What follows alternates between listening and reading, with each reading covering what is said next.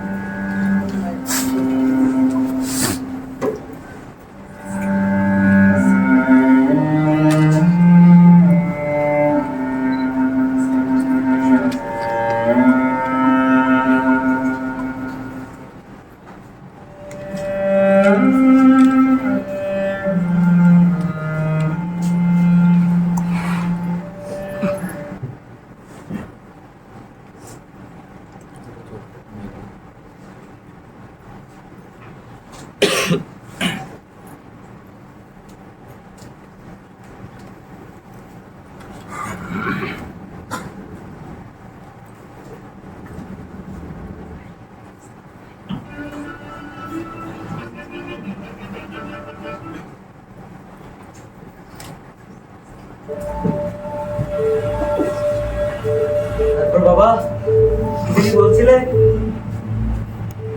কি হলো, কথা বলছে না কেন? ভাই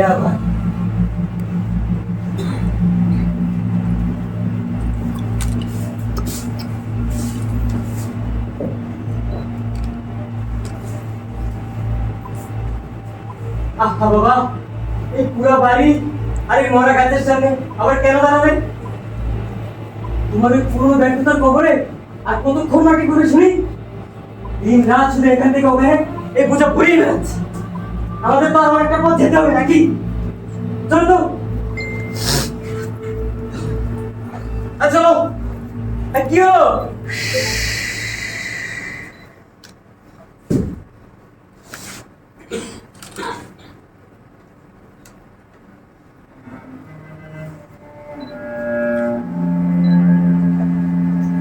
তুই যেটাকে পোড়া বাড়ি বলছিস, এটা কিন্তু একসময় পোড়া বাড়ি ছিল না। এটা ছিল একসময় ক্ষমতার প্রাসাদ।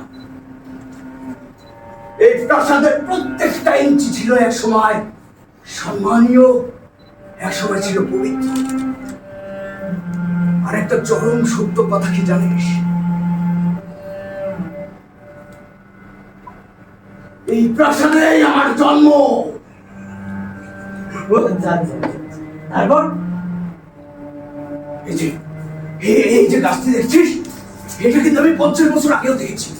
হ্যাঁ, এটা কিন্তু আমি 50 বছর আগেও দেখেছি। আমি যখন দেখেছি তখন এর পাতাগুলো ছিল কি মাখনের মতো পুরো, আর কি চমৎকার সবুজ। কিন্তু আমার মা যে ছিল এই বংশের শেষ দেবী, সেই প্রাসাদের আস্তাবলের একটা নোংরা শুয়োরের বাচ্চাকে বিয়ে করে এই প্রাসাদকে করেছিল অপবিত্র। তার মানে সেই সেই শুয়োরই তোমাকে জন্ম দিয়েছিল, তাই তো? আচ্ছা, আচ্ছা, আচ্ছা।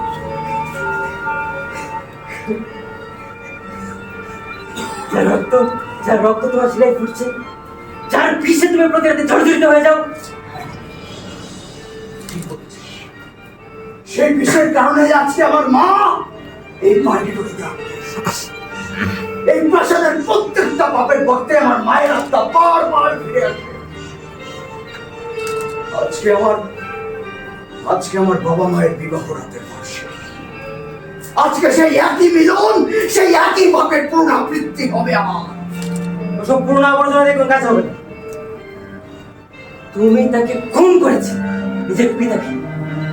তুমি ভেবেছিলে প্রাচীন পাপের মূল তুমি উঠবে, কিন্তু কি ভেবে কেবল নতুন এক হত্যা চক্র শুরু করলে।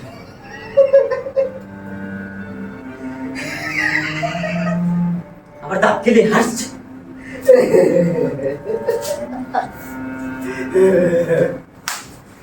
খুন আমি করেছিলাম, আমি খুনি, কিন্তু আমি গর্ব করে বলতে পারি আমি খুনি। কেননা আমি একটা শুয়োরকে খুন করেছিলাম।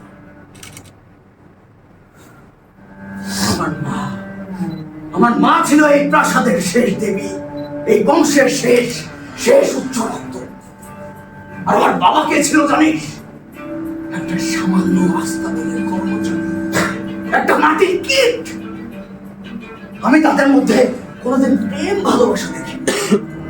আমি শুধুমাত্র দেখেছিলাম তাদের মধ্যে এক ধ্বংসাত্মক আকর্ষণ।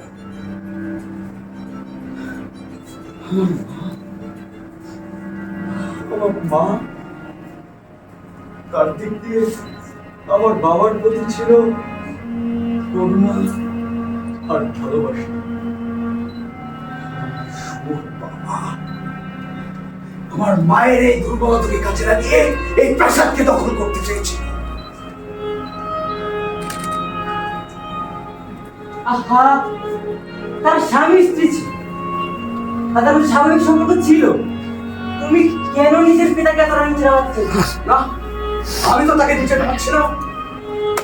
এই যে কীট সবসময় মাটির সাথে লেগে থাকে, তাকে তো নিচে নামাতে চাই না। সে সত্যি ছিল একজন মাটির কীট। সে জয় সব হারালো, মদে চুর হলো, আর শেষমেশ আমার মাকে হত্যা করে, এই প্রাসাদে বন্দি করে এই প্রাসাদকে বানালো এক জ্বলন্ত চিতা। তারপর তারপর তুমি কি করবে? সেদিন রাতে যখন এই প্রাসাদের আগুন আকাশ ছুঁয়েছে, আমি তার রক্ত মাখা চোখ দেখেছিলাম। আমি তার চোখে কোনোদিন কোনো সময় কিংবা ওই সময়ে আমি তার চোখে কোনো অনুশোচন দেখলাম না। আমি দেখলাম তার চোখে জয়ের অহংকার। সে যেন পুরো বিশ্বটাকে জয় করে ফেলেছে।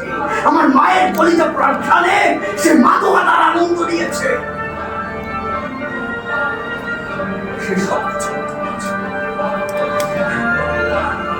সব কিছু হত্যা করেছিল। সে আমার মাকে হত্যা করেছিল। আমি এখানে দাঁড়িয়েছিলাম, আর ওই শহরটা ঠিক এখানে এখানে এখানে ঠিক এখানে দাঁড়িয়েছিল। আর আমি ঠিক এখানে দাঁড়িয়েছিলাম। আমি তার দিকে তাকিয়ে শুনে ভাবলাম, এই পাপের উৎস সে নিজে। আমি তখন আর কোনো অপেক্ষা করলাম। আমার হাতে ছিল এই যে আপেল কাটার ছবি। আমি তাকে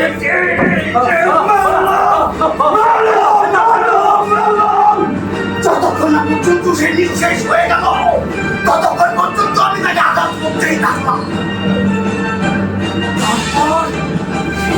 নিঃশেষ হয়ে গেল, আমি তাকে টেনে হিচড়ে ছুঁড়ে ফেলে দিলাম ওই প্রাসাদের মধ্যে। আমি ভেবেছিলাম আর রক্ত মনে পড়ে গিয়ে সত্য বলে।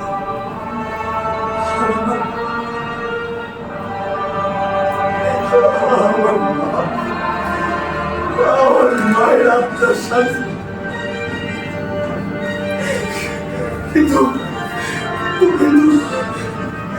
কিন্তু সেই রক্তের আগুন তোমার ভিতরে। এখন তুমি সেই পাপের ধারক, তাই তো?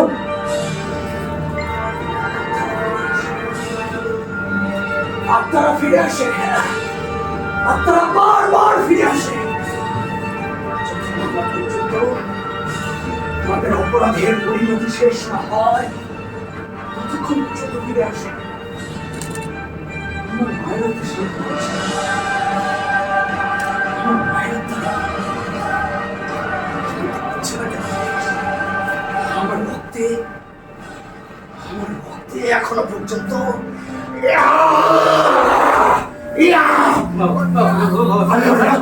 পর্যন্ত সেই পাপের বীজ রয়ে গেছে।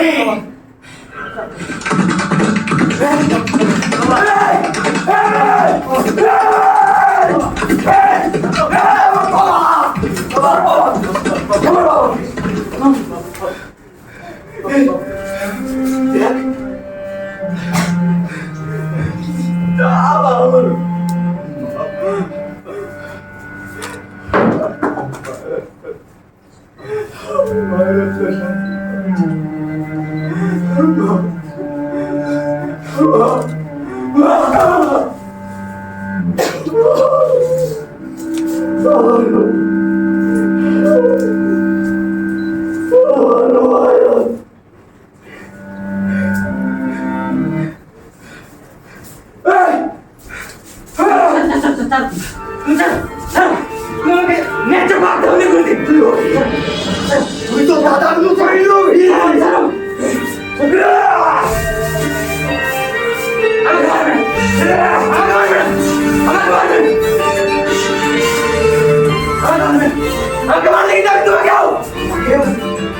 এত বড় স্পর্ধা!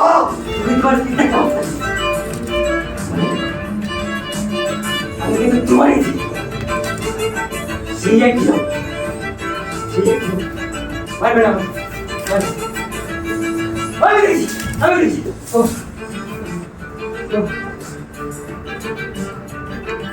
আমি দেখছি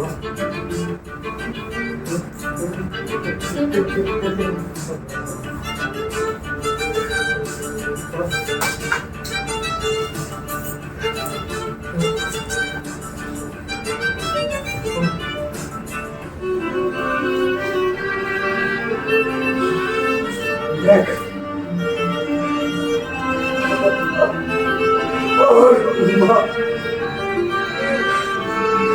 আমার মা এখন স্বপ্নের মধ্যে কি দেখছেন জানিস? তিনি দেখছেন আমার বাবার ভয়ঙ্কর রূপ, আর দেখছেন তোর মুখ। না না, আমি এসব আমি কিচ্ছু দেখিনি বাবা, কিচ্ছু দেখিনি, এসব তোমার পাগলামি বাবা। চলো বাবা, এখান থেকে চলো। তোর চোখ, তোর মুখ, তোর কান, তোর চুল, তোর চুল, তোর কান, তোর লোভ, তোর হিংসা, তোর অহংকার সম্পূর্ণ আমার বাবার প্রতিচ্ছবি। আমি তোকে বাঁচিয়ে রাখবো।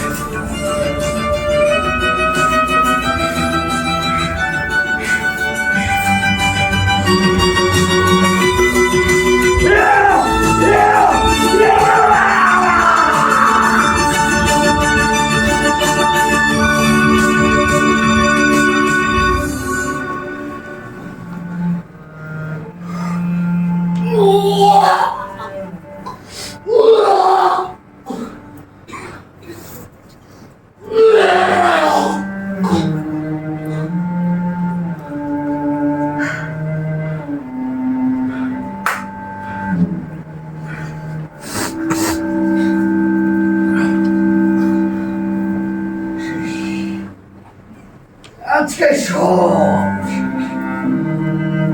আজকে তৃতীয় বীজ নষ্ট।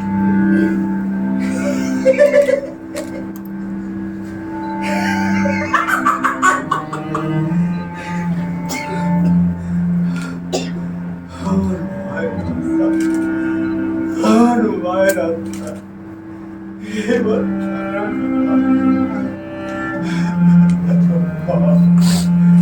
তুমি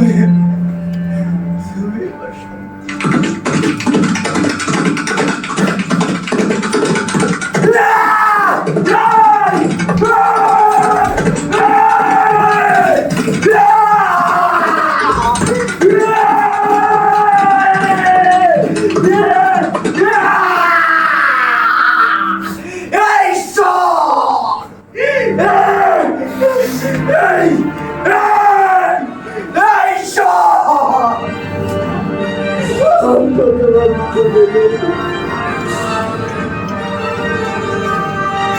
আমার কত রক্ত পেলে তুমি আমার মায়ের আত্মা।